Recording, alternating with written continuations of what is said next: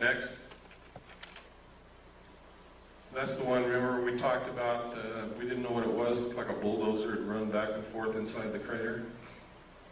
Next. Next. Next. Next. Boulders, downhill, moonquakes. There's the Christian cross. This is the base again. These are the buildings in here. Next. These are photographs of Mars, ladies and gentlemen. What you're looking at is agricultural terracing. Ancient agricultural terracing. You can follow each terrace all the way around. NASA says this is wind erosion. But NASA tells us that Mars doesn't have any appreciable atmosphere, only 1% as dense as Earth's. Next. Next. These lines are exactly like the lines on Nazca, and you can see that each line carves into the lip of that crater. Next. Here you can see the face on Mars. Up here you can see an arrow in the surface of Mars. See it? Over here you can see pyramids, what we call the fort. We don't know what it is. Incredible? Damn right it is. Look at this plateau with these buildings on top of it. Next, or whatever they are. Another view. Next. Under computer enhancement, the face has eyeballs and also has teeth. Up here, I was reading this book, which is the Encyclopedia of Space or something put out by NASA, and this covers Mars. And on here I notice this Mars airplane, robotic surface exploration, Mars airplane. What are they talking about? They told me Mars only has an atmosphere 1/100th as dense as the Earth, yet they're preparing to build a Mars airplane? Well, maybe my concept of a plane is wrong. Let's pursue it a little further. Next. There's an official NASA photograph of the Mars airplane that they intend to build. If what they tell us about the atmosphere of Mars is true, this airplane will not fly in the atmosphere of Mars. It's absolutely impossible. Look at the nose of that airplane, ladies and gentlemen. You will see a propeller spinning. Next. Now, this confirms the alternative 3 scenario. Franklin D. Martin, NASA's Associate Administrator for Exploration, has the host of reasons for sending humans to Mars. But after he gives all those reasons, he says, science is one of the reasons you do these things, but it's not the driver. The driver is the survival of the human race. Next. These are some more of those lines like Nazca on Mars. Here you see the arrow.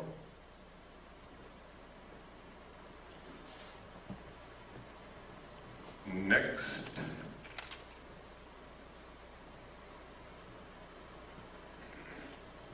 Next. Oh. Okay, let's go back one and change slide trays. We're almost through the slides, and we can get into some serious stuff.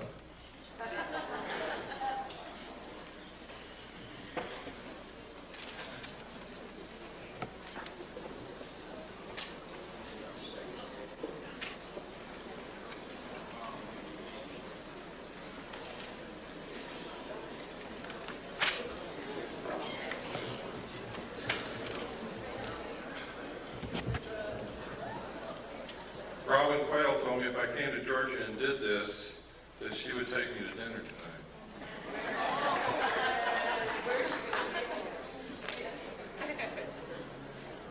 But I think she left already. This is the face on Mars again. Look at that square crater right next to the arrow. We measured the arms of this arrow And the length across it's a perfect triangle in here, and these arms are exactly the same length. The chances of that being a natural occurrence are almost zero. I imagine there's some remote chance, but I certainly wouldn't give that much credence. Next.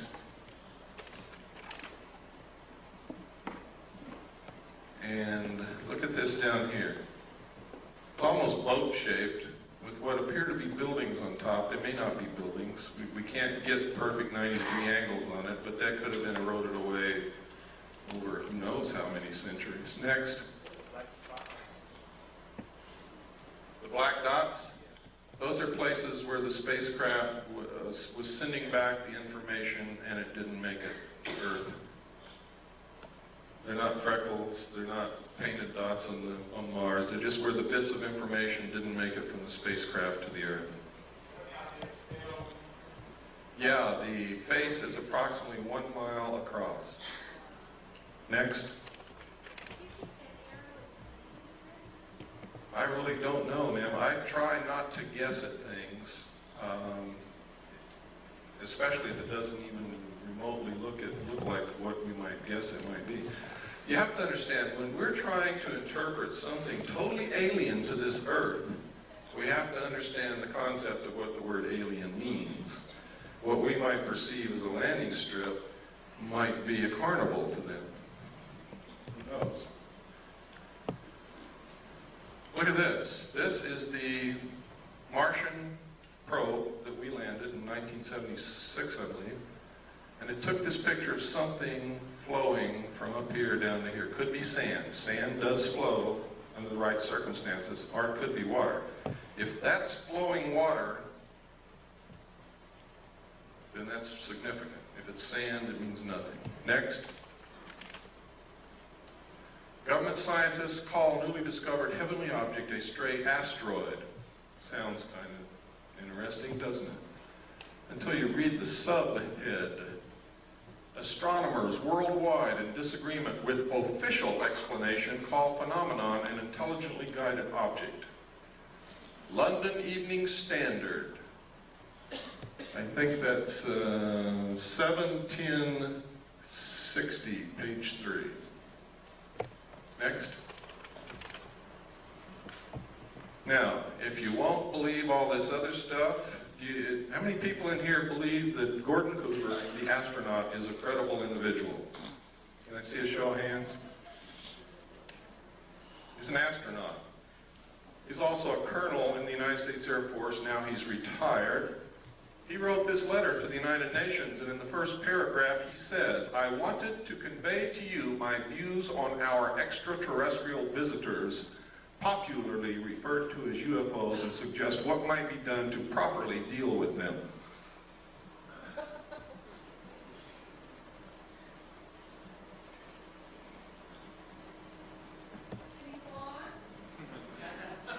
Certainly. I was waiting for the gasps to die away. I believe that these extraterrestrial vehicles and their crews are visiting this planet from other planets which obviously are a little more technically advanced than we are here on Earth. I feel that we need to have a top-level coordinated program to scientifically collect and analyze data from all over the Earth concerning any type of encounter and determine how best to interface with these visitors in a friendly fashion. What's another reason for a one-world government? I'll tell you why. If people can't get on a bus with black people without causing incidents, if they can't accept a Chinese person who moves into their neighborhood because they're a chink, how in the hell are we going to interface with a completely alien race from another planet?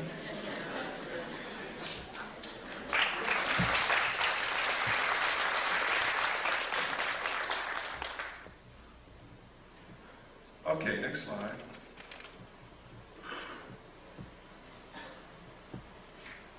This is in my book too. A lot of this stuff is in my book with a lot of stuff that you're not seeing here. In fact, there's a lot of stuff in my book that nobody has ever seen before in their life outside the secret government. This is an accident report that occurred at Ellsworth Air Force Base, South Dakota. 7 miles southwest of Niland, South Dakota. They got an alarm situation that at a missile site called L9, there had been a security breach. They sent a SAT team out that consisted of Airman First Class Jenkins and Airman First Class Reiki. There was SAT alert team, or security alert team called SAT. Next slide. When they got out there, they saw these crazy little guys running around in silver suits with helmets on their head and something hovering real bright above the missile silo. Reiki went up this hill, challenged them, told them to stop. They didn't stop. He raised his M16, and they blasted him with some kind of a light and melted his M16. They never even found a piece of it, and gave him second and third degree burns all over his hands and arms. He called back to Jenkins, who came from the vehicle. Jenkins saw 2 of them, fired at both of them, hit one in the helmet, one in the chest. They both fell to the ground. A few seconds later, got up and ran off and went up into this craft, which zoomed away into the sky. Further investigation showed that the nuclear components of the warhead was missing from the missile. Next. And next.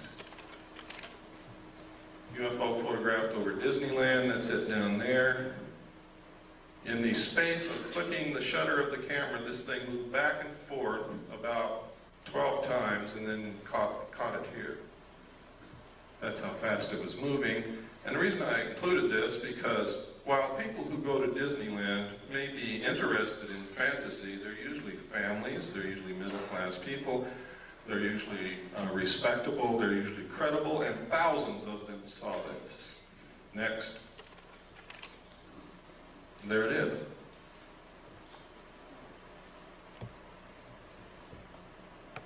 That's incredibly fast when you figure that during the time the shutter snapped, it moved back and forth that many times.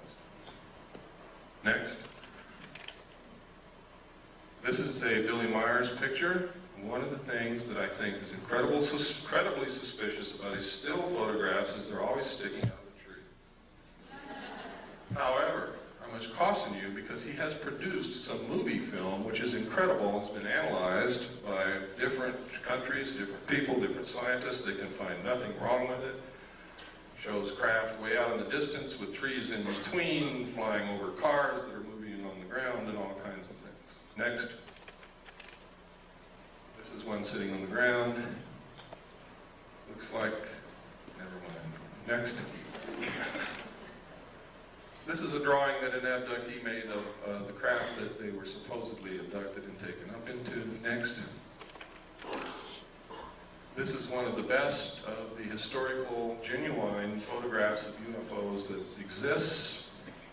Because of the different things in the photograph, you're able to obtain perspective, depth, and you're able to triangulate and compute the size and shape and distance away from the camera of the saucer. Next. This is another very good one. Next. This was over Phoenix, Arizona. It was seen by hundreds of people. Next. This was taken over Mount Rainier in 1948. It's original Kodachrome slide, which we made the prints from. And I made slides from the prints that we had then, and we also made 4x5 negatives and transparencies in case something ever happens to the slide. This is given to us by someone who works in the government, whose identity cannot be revealed. This is perfectly symmetrical. It is not a meteor. It is moving exactly parallel to the ground. This is ionized air. It is not fire or flame. Next. This is commonly what's known as a lenticular cloud formation. This red haze over here is the test firing of a rocket at the Rocket 9 facility at the west end of the San Fernando Valley. I only know that because I used to live right on top of the mountain next to it. Next. Somebody's hat blew off. Next. Notice that photograph was taken by the local barber. These are photographs that were taken in New Mexico and Colorado during a particularly heavy, what they call a flap. There's a lot of sightings by a lot of people in one area. And there were a lot of photographs came out of that. These are some out of the newspaper. I tried to photograph them so that they can be identified as not something that I made up. I have been accused of being the most rotten bastard that ever lived, making up everything, phoning photographs. So I have to be very careful. Next. This photograph was taken over London. It's one of my favorite. I have a degree in photography, and this is a very artistic photograph. It's a very rare photograph, and it is a very unusual subject, and I have to like it. Next. This is another part of what I call Project Snowbird, to make the public think that what they're seeing can be explained away by technology like this. And you saw some of it on the news about the war. They said they had things that can fly over the enemy and do recon with no pilot in them, so no loss of life if it gets shot down. That's what that is. Next. And next. And this is just about the Aurora spacecraft that they fly in Nevada. It's what they call a TAV, Trans-Atmospheric Vehicle, which literally takes off from Groom Lake, flies completely out of the atmosphere, can orbit the Earth, and I believe that it can do more than that. That's where I'll leave it. Next. This is the first photograph that we had of the UFO over Mount Rainier taken in 1948. The man at first would not allow us to even touch the slide. So we took a camera and made a picture of the slide, blew up the slide, made a print, and made Polaroids from the print, and then we're photographing the Polaroid. That's how crazy we were getting, until finally he agreed to allow us to use the slide, and we were able to make the prints that we have in the transparencies and the 4x5 negatives to preserve that image. Next. We go through a lot of work to produce the material that we have, believe me. It costs a lot of money, it takes a lot of time, it takes a lot of searching, sometimes it takes begging and pleading and everything else. Next. And next. Next. This is what's called a cigar-shaped object. This appeared in Omni magazine, and this is a photograph taken, photographed of the photograph in Omni magazine. Next. Next. This is a classic UFO photograph. It's considered one of the best ever taken, and is considered by every expert to be absolutely genuine. Next. This is the man who took Albert Einstein's place, Stephen Hawking's. How many of you read his book? Anybody here? I would suggest that you read it. Next. Another lenticular cloud formation. Is there really a cloud? Or could they possibly have the ability to generate what looks like a cloud around them? I don't have the answer to that question. Next. I read in documents when I was in naval intelligence that they do have the ability to generate clouds of what appears to be clouds around them. I guess water vapor. I have no idea in the world what those are except clouds. Next. And next.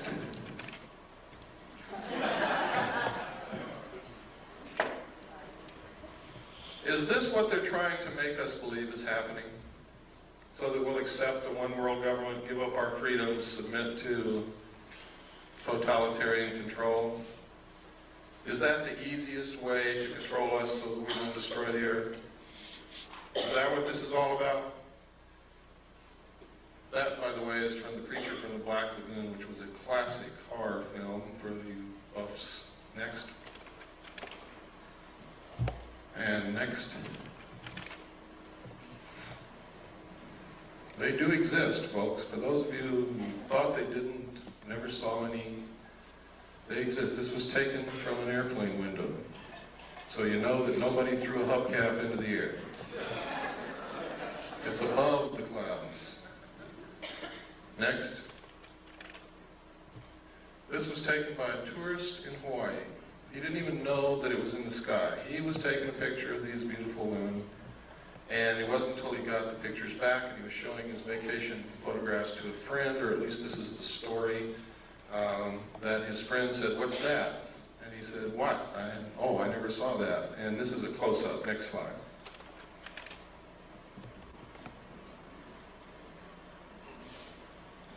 Incredible. Next. Now, they say this is a UFO. I spent a lot of time in Vietnam, and it sure looks like a flare to me. Next. Anybody know what this is? This is the Russian space shuttle. What's it look like? It looks like the U.S. space shuttle. Now, I'm going to tell you something that for some of you is just going to shatter your whole world. The United States and the Soviet Union have been secret allies ever since World War II. And the guise of antagonism between us has been artificially produced to create large sums of money from the populations of both countries for experimental methods of controlling populations, and to fund and carry on a joint space program to colonize the moon and Mars. Please don't hang me. But it's the truth. Every bit of technology that the Soviets have ever obtained has been given to them covertly by the United States of America. This is no accident. That is our space shuttle that we gave to them. The only thing is theirs has a little bit better technology in it because we experimented with ours first. We gave them the atomic bomb, and then we fried the Rosenbergs as scapegoats. Next. Next.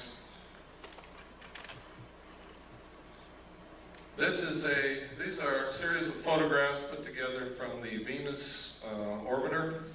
The United States maintains that the atmosphere of Venus is so thick that we cannot take pictures of the surface of Venus, and cameras and film will not last, or cameras and TV cameras will not last on the surface of Venus to send back pictures. So they do what's called cloud-penetrating radar mapping, and that's what this is. For you Hollow Earth folks, there's a hole up there. I don't know what it means. Next. If any of you see this happening, please call me immediately.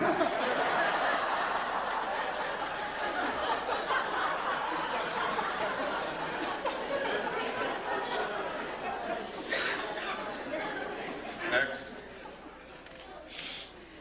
This is a photograph of the Russian Venusian lander sitting on the surface of Venus, sending back pictures of a sun-drenched desert landscape. Somebody's lying. Immediately after the Russians released this photograph, officials and government people from Washington called a high-level meeting with the Russian space program people, and you never saw it again. Next. These are comparisons of the two, the Russian photographs and the photographs that we get. Now, I want to give you some food for thought. Recently, they had a flyby of Uranus. Remember that? And most of us were glued in the middle of the night to our TV set, hoping to see something strange that we'd never seen before and get a little bit of illumination from what was happening out in space. The target of the probe was the planet.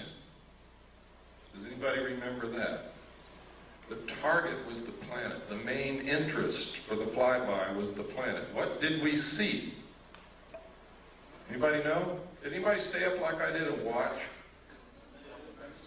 We saw the moons of Uranus. We saw one long-range shot of the planet, and we never saw it again.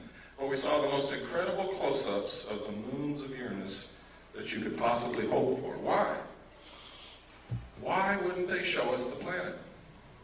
And it happened elsewhere also. Next. This is a book after its kind. In the documentation I saw, that symbol there was said to be the trilateral signal, or the trilateral symbol used by the aliens as their symbol. It literally means, in ancient writing, I found it, finally.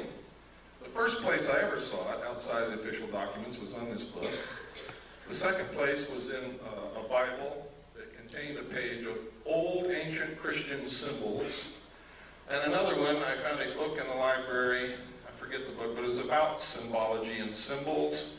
And this is an ancient symbol that means mother and father with the children.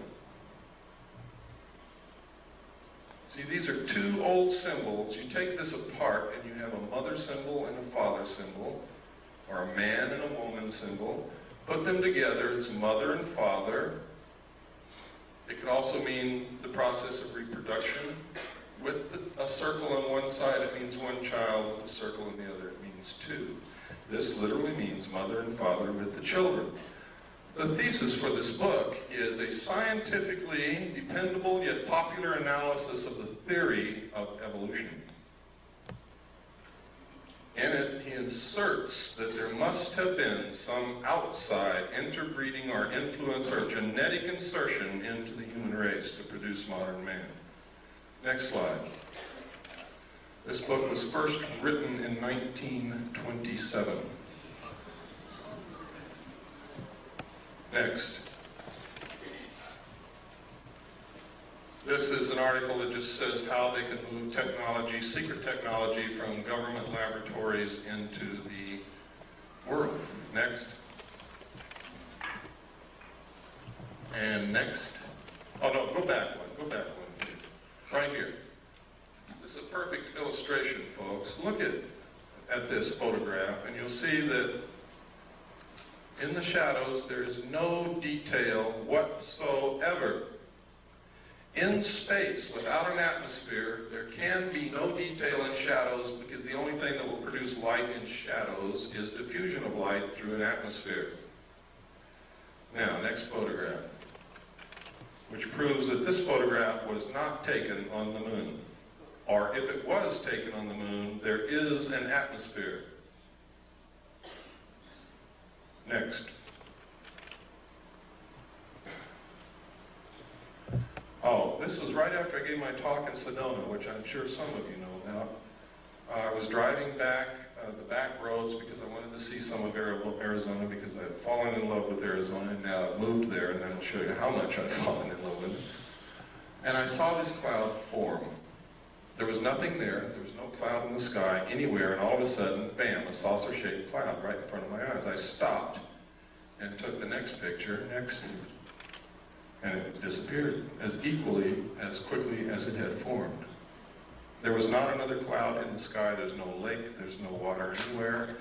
It was incredible. I can't explain it, but it's certainly something worth looking into. Next. This is a drawing made by one of the students at the last college where I was the executive director. Stan was the head of the security department. Some of you know Stan Barrington. He's my only authorized representative in this world. Would put my life in his hands, and I have on several occasions. Stan was the head of the security department, and one of the students in the security curriculum was in trouble, was failing. Stan was counseling the student, and she drew this picture. And she drew, next slide, this, and next, this, and next, and these little guys. Now, she had no idea that I knew anything about UFOs or flying saucers. Nobody in the world did at that time. Stan didn't even know then, and I didn't even know then that Stan had guarded a flying saucer when he was in Delta Force in the Army. But Stan brought me these things, and he said, "You ever seen anything like this?" And I said, "I don't know, Stan, where'd you get it?" He told me, and we brought the girl into my office and set her down, and I began to try to find out why she was failing and where this stuff came from, and it turns out she had a year of missing time.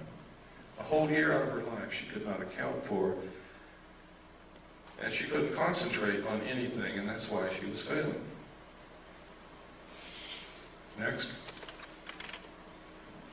This was drawn by Krista Tilton. Notice the similarity.